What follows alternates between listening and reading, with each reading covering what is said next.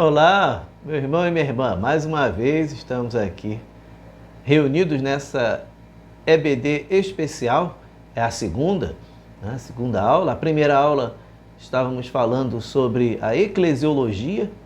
Eu vou deixar aqui na descrição desse vídeo essa primeira aula. E nessa segunda aula nós vamos tratar da disciplina na igreja. Então, o que é e para que serve e para quem serve a disciplina na igreja? O Evangelho é educador, a Bíblia é educadora e a igreja também é lugar de educação, de aprendizagem, seja nas lutas ou nas vitórias, numa vida de fortalecimento ou nos momentos que a gente fraqueja. Mas é imprescindível entendermos que a igreja tem essa missão de educar e este dever junto ao Senhor da igreja de levar a todo crente a ser uma vida de exemplo nos caminhos do Senhor. Disciplina tem a mesma raiz da palavra discípulo. Discípulo é aquele que aprende, que apreende. E disciplina é aquilo que se ensina, ou aquilo que se segue. Discípulo, então, é aquele que segue uma disciplina. No caso, seguimos os ensinos de Jesus Cristo. Somos discípulos de Jesus. Disciplina é o conjunto de aprendizado que leva o discípulo ao conhecimento. Mas disciplina também é correção. Uma vez que se ensina o que é correto, a disciplina é o meio pelo qual se corrige alguém para permanecer no caminho certo. Aprender significa deixar de ser ignorante sobre certo assunto. Então, a disciplina traz o discípulo de volta para o caminho certo, para o caminho correto, o caminho do conhecimento. Dessa forma, somos disciplinados para sempre seguirmos corretamente. A disciplina ensina o caminho e corrige para o caminho. Assim é a vida do discípulo. Não podemos dar a correção sem antes ter ensinado o correto. O discípulo pode ser corrigido porque ele se encontra mergulhado em meio à disciplina na sua vida. Fomos salvos por Cristo, mas isso não fez com que todo o conhecimento caísse como que por um milagre dentro da nossa cabeça. O salvo agora será um discípulo, porque vai acontecer o processo de ensino do Senhor. A salvação é um ato, mas a educação cristã é um processo na vida de todo cristão. Veja o que Oséias, capítulo 6, versículo 3, nos diz: conheçamos e prossigamos em conhecer ao Senhor. Veja Mateus, capítulo 11, versículo 28 e 29. Jesus dizendo: vinde a mim, todos os que estáis cansados e sobrecarregados, e eu vos aliviarei. Tomai sobre vós o meu jugo e aprendei de mim, porque sou manso e humilde de coração, e achareis descanso para a vossa alma. A disciplina é uma qualidade desenvolvida na vida do cristão. É um esforço do crente empenhado para exercer controle sobre as vontades, paixões e desejos próprios. E o que a Bíblia fala sobre disciplina? Vamos ler no livro de Hebreus, capítulo 12, do verso 6 até o versículo 11. Porque o Senhor corrige a quem ama e açoita a todo filho a quem recebe. É para a disciplina que perseverais. Deus vos trata como filhos, pois que filho há que o pai não corrige? Mas se estáis sem correção, de que todos se têm tornado participantes, logo sois bastardos e não filhos. Além disso, tínhamos os nossos pais, segundo a carne, que nos corrigiam e os respeitávamos. Não havemos de estar em muito maior submissão ao Pai espiritual, e então viveremos? Pois eles nos corrigiam por pouco tempo, segundo melhor lhes parecia.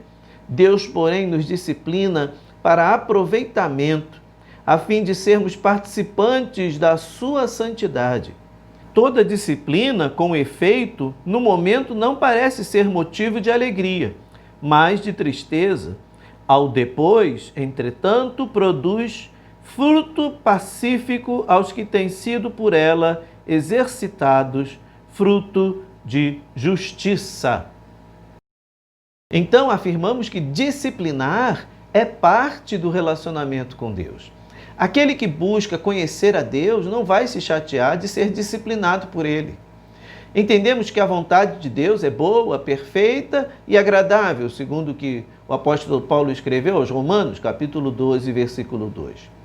Mas tem gente que não gosta de ser repreendido, ainda mais porque ele não conhece, né? Aí as pessoas ficam logo chateadas. Quem é você, né, para me disciplinar, para falar de mim?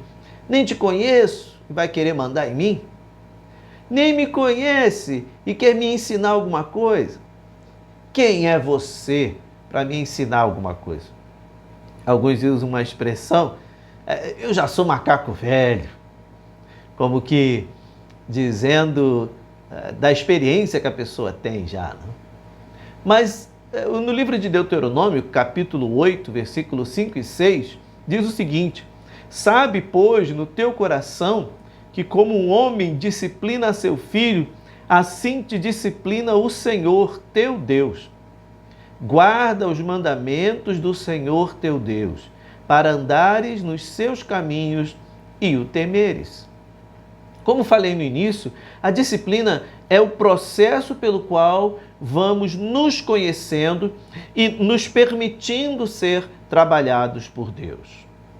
Alguns querem ter conhecimento de Deus, mas não querem ser submissos a Deus. Eles rejeitam a disciplina do Senhor. Então, para que conhecer a Deus? Primeiro, não vão conhecer por experiência. Vão ser somente conhecedores da teoria. E, na verdade, de teorias sobre Deus o mundo está cheio. Mas discípulos são poucos. O povo de Deus no Antigo Testamento tinha muito forte a questão da educação dos filhos. Os provérbios de Salomão são ricos em conselhos aos pais, porque no grupo familiar era preciso aprender e praticar aquilo que também seria feito em relação a Deus. Veja, Provérbios capítulo 3, versículo 11 e 12. Filho meu, não rejeites a disciplina do Senhor, nem te enfades da sua repreensão, porque o Senhor repreende a quem ama, assim como o pai ao filho, a quem quer bem. Então nós temos disciplina na família, nós temos disciplina no relacionamento com Deus e também temos disciplina na igreja. Então vamos ver a disciplina na igreja de Jesus Cristo.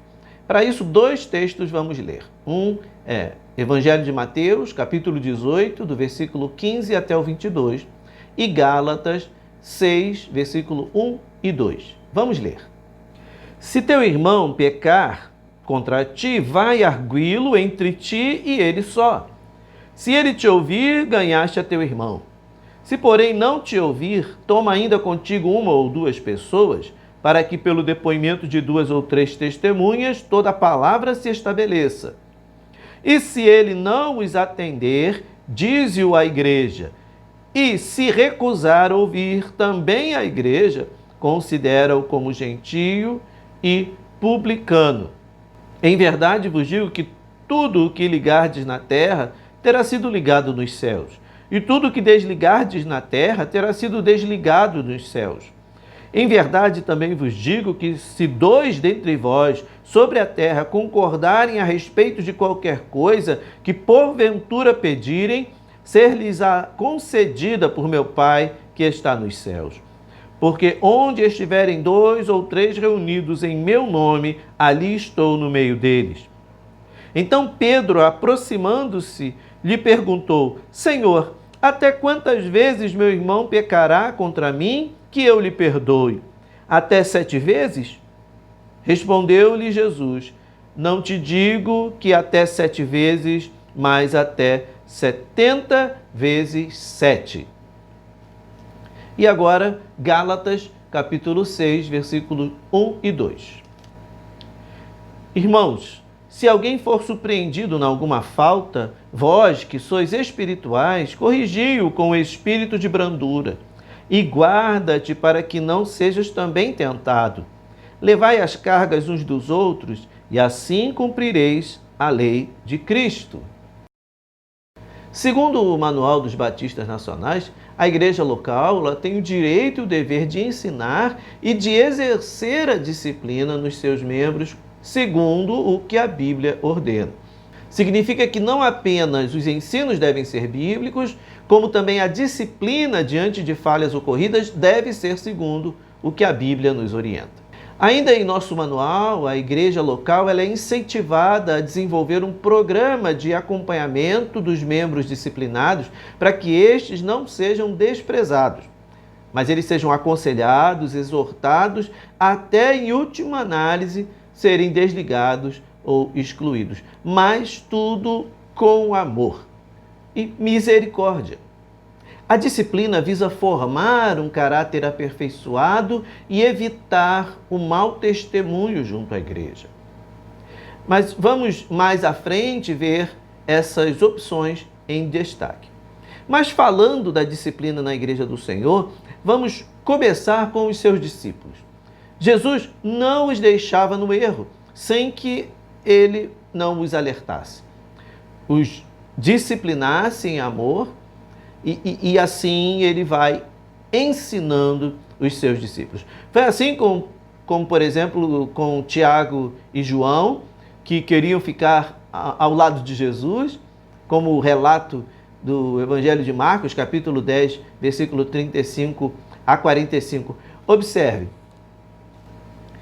Então se aproximaram dele Tiago e João, filhos de Zebedeu, dizendo-lhe: Mestre, queremos que nos concedas o que te vamos pedir.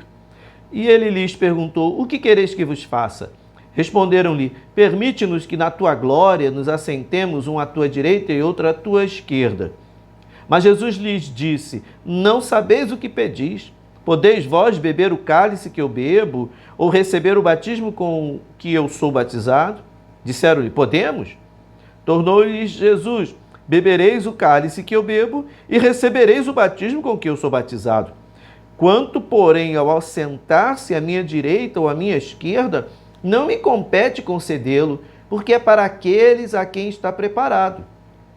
Ouvindo isto, indignaram-se os 10 contra Tiago e João.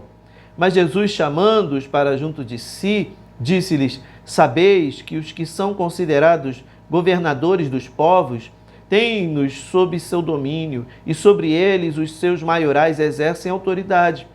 Mas entre vós não é assim.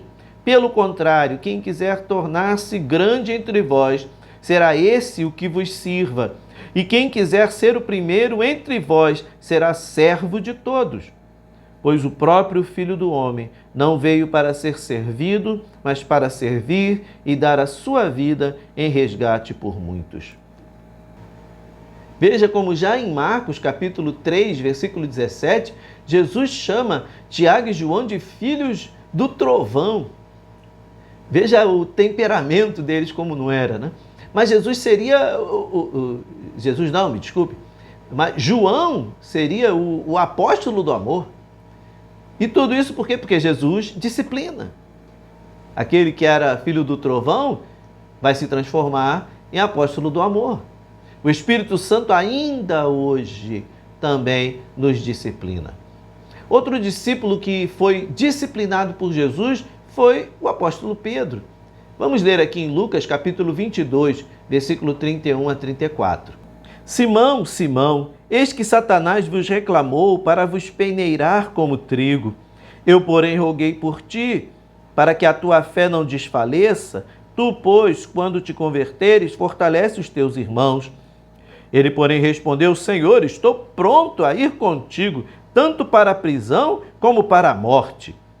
Mas Jesus lhe disse: Afirmo-te, Pedro, que hoje 3 vezes negarás que me conheces, antes que o galo cante.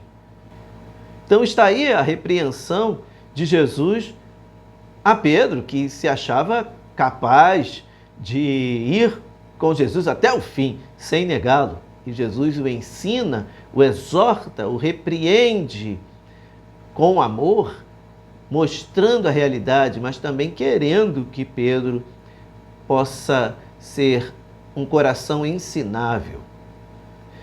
Estamos acostumados a confundir disciplina com castigo.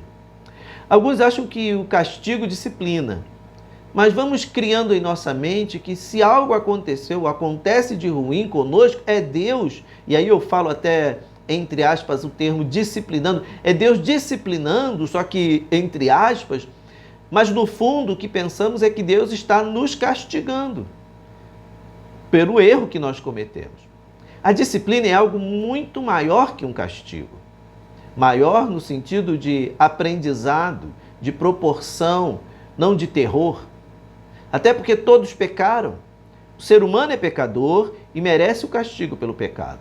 E então vem Deus, age na reconciliação do homem com ele, e quando o pecado acontece, Deus castiga? Não. Deus ensina. Aí é a educação, é a disciplina do Senhor. Também entendemos disciplina como a forma de se agir por hábito. E ser cristão tem seus bons hábitos. Para ser membro de uma igreja local é necessário cultivar bons hábitos da vida cristã.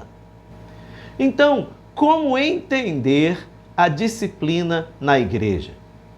Podemos tratar a prática da disciplina na igreja em 3 direções: a disciplina formativa, a disciplina corretiva e a disciplina cirúrgica. A disciplina formativa deve se preocupar com a formação do caráter cristão. Ela é menos punitiva e mais reabilitadora. A igreja deve ser organizada. Assim como muitas outras instituições que a gente conhece, deve ser organizada e até queremos, exigimos que elas sejam organizadas. Por exemplo, uma escola, o quartel, uma família, uma casa. A igreja organizada também. A igreja organizada tem seus membros convertidos e regenerados, batizados por imersão em nome do Pai, do Filho e do Espírito, todos estudando a Bíblia Sagrada, seja na EBD, seja em grupos distintos, como adolescentes, jovens, homens e mulheres. Todos devem ser seguidores de Jesus em amor, em santidade, no trabalho, na liberalidade. Todos desenvolvendo seus dons e talentos nos diferentes ministérios da igreja. Nessa igreja, os perdidos se salvam, os salvos crescem espiritualmente e se fortalecem e se preparam para cada dia servir ao Senhor. O aprendizado bíblico não é uma opção dentro da igreja. Buscar conhecimento da palavra de Deus é parte da disciplina da igreja. Essa disciplina formativa. Isto é, mostramos o caminho na palavra de Deus, o Espírito Santo dirige o crente a uma vida correta e assim ele vai recebendo a disciplina formativa. Na igreja, o educador principal é Deus. E todos nós somos alunos, educandos. Jesus esteve na terra e disse que rogaria ao Pai e ele nos daria o Consolador. Na Bíblia, a palavra mencionada por Jesus acerca do Espírito Santo é Paráclito. Paráclito, no grego, é traduzido como ajudador, consolador, como conselheiro, o que foi chamado para estar ao lado. O Espírito Santo exorta, consola, conforta, corrige, intima o crente a se afastar do mundo e se santificar para o Senhor. Essa é a disciplina formativa. Ela acontece a todo momento na igreja. Ela deve ser o destaque em todos os aspectos e em todos os ministérios que envolvem os crentes e que os crentes são envolvidos dentro da igreja do Senhor. O que lemos na carta de Paulo aos Coríntios, segunda carta de Paulo aos Coríntios, capítulo 12, versículo 9 e 10, é o seguinte: E disse-me, a minha graça te basta, porque o meu poder se aperfeiçoa na fraqueza. De boa vontade, pois, me gloriarei nas minhas fraquezas, para que em mim habite o poder de Cristo. Por isso, sinto prazer nas fraquezas, nas injúrias, nas necessidades, nas perseguições, nas angústias por amor de Cristo, porque quando estou fraco, então sou forte.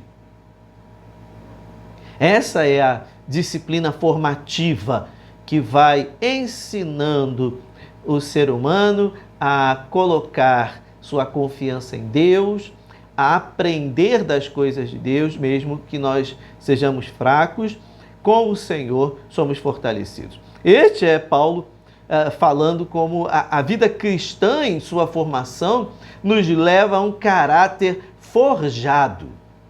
Forjar é modelar o metal. O metal é colocado no fogo, é aquecido, depois ele vai precisar ser martelado, e nesse processo ele vai endurecendo e se tornando um metal cada vez mais forte. É assim a vida do cristão. É assim que a disciplina formativa vai acontecendo na vida do crente. É assim que Deus age na nossa vida, nas situações que possam acontecer adversas. Somos forjados no fogo para que em toda circunstância a gente possa saber o que fazer e não errar. Temos também a disciplina corretiva. A disciplina corretiva é aquela que nos mostra que somos seres humanos sujeitos a falhar. Precisamos de cuidados especiais em alguns momentos da nossa vida. A disciplina corretiva está ligada ao pecado, ao qual nós estamos sujeitos, mas não estamos entregues ao pecado. Ele é um acidente de percurso e não uma maneira de viver. Aí teremos dois extremos. Os que consideram tudo pecado e se não quer fazer ou ser desse jeito, está fora. Ou aquele que desconsidera qualquer pecado. Tudo está bem, deixa como está.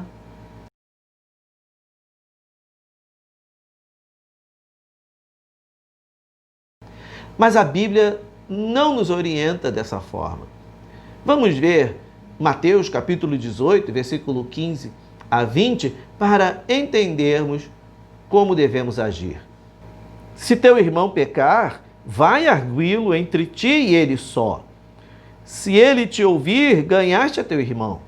Se, porém, não te ouvir, toma ainda contigo uma ou duas pessoas, para que pelo depoimento de 2 ou 3 testemunhas, toda a palavra se estabeleça. E se ele não os atender, dize-o à igreja. E se recusar ouvir também a igreja, considera-o como gentio e publicano. Só até o versículo 17. Veja, a Bíblia está nos orientando a acontece algum problema entre você e uma outra pessoa, vamos tentar resolver entre nós dois. Olha, não consigo resolver, vamos trazer testemunhas para que as coisas se esclareçam.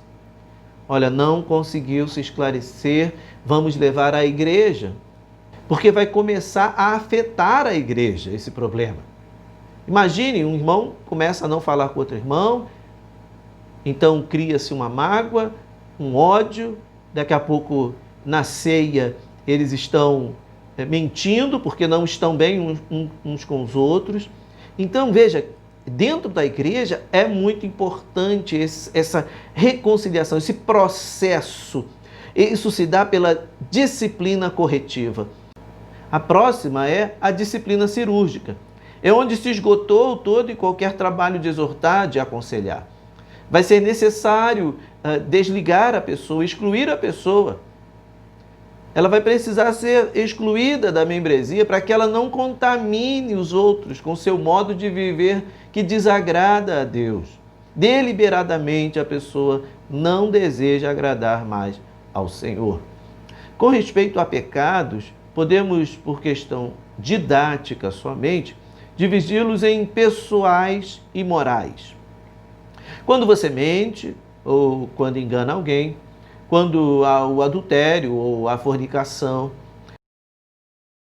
Bem, não é o tipo de pecado que vai direcionar qual disciplina a gente vai usar. O que vai direcionar a igreja a adotar a disciplina correta é o quanto estamos sujeitos a corrigir o problema, o pecado.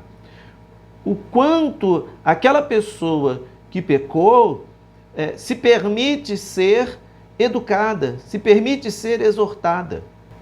A disciplina ela não está reservada somente a pastores e líderes. A igreja é responsável por isso. Não existe um conselho examinador de pecados. Seres nobres, infalíveis, que possam julgar qualquer outro sem um julgamento próprio também. O que existe somos nós, os membros do corpo de Cristo, que entendemos a realidade que é ser do corpo e o quanto andarmos juntos é importante. Disciplina na igreja é um trabalho coletivo. No texto que lemos de Mateus capítulo 18, ali no versículo 15, mostra os crentes cuidando dos outros crentes. Não só nas bênçãos, mas quando esses outros irmãos precisam de disciplina. Mas tudo isso feito com amor, sem acusações, apenas buscando um corpo sadio, o corpo de Cristo, a igreja do Senhor. Eu quero concluir esta aula recordando que não podemos estar no extremo da punição somente, onde todos os membros da igreja são tratados como culpados de tudo. Isso é um espírito farisaico, que infelizmente algumas igrejas vivem e algumas pessoas querem viver dentro da igreja. E nem podemos ser relapsos com a disciplina. Uma igreja que tolera tudo, não aconselha, não previne, não orienta e não toma conhecimento da vida dos seus membros. São extremos que a gente não pode viver. A disciplina de uma igreja deve ser operada por Deus, executada pela igreja no poder do Espírito Santo. A disciplina na igreja não é para afastar o crente ou difamá-lo, em momento algum, mas é para corrigir e educar, para irmos juntos, caminharmos juntos. Uma igreja que não aprendeu a lidar com a disciplina de seus membros como algo que é comum, está realmente mais propensa a ter crentes descompromissados. A gente vai terceirizando isso, e quando menos se espera, o pecado vai vivendo, vai convivendo no dia a dia da igreja e ninguém vai querer tratá-lo mais. Que coisa maravilhosa é quando podemos ajudar alguém que cometeu uma falha, cometeu um pecado e a gente pode ajudar a erguer este irmão. Porque no dia que eu cair, eu sei também que terei irmãos para me ajudar. Então hoje eu falei um pouco sobre a disciplina na igreja. A disciplina na igreja não é teoria, ela é prática. Ela é no cotidiano do relacionamento com Deus e do relacionamento com os irmãos. Mas também da nossa responsabilidade, o nosso compromisso diante da palavra do Senhor, de que aquela pessoa que está se distanciando da palavra de Deus, se distanciando do Senhor, a gente possa ajudar a que ela novamente esteja no caminho, que se aproxime do Senhor. E se infelizmente a pessoa quiser permanecer no seu erro, ela precisa ser tratada e, em última instância, ela vai precisar ser desligada para que a igreja continue o seu trabalho, continue a sua missão. Outras pessoas virão e outras pessoas também precisam do apoio de cada um de nós. Que Deus abençoe a cada um que entende a sua missão. Isso não tem a ver com ser uma pessoa fofoqueira, né? Ser uma pessoa que quer saber da vida alheia. A gente não quer saber da vida da pessoa, do cotidiano. A gente quer saber do quanto a gente pode contribuir para que esta pessoa tenha uma fé cada vez mais sólida. Isso é muito importante. Eu deixo a palavra que Paulo escreveu aos Gálatas, capítulo 6, versículo 1 e 2.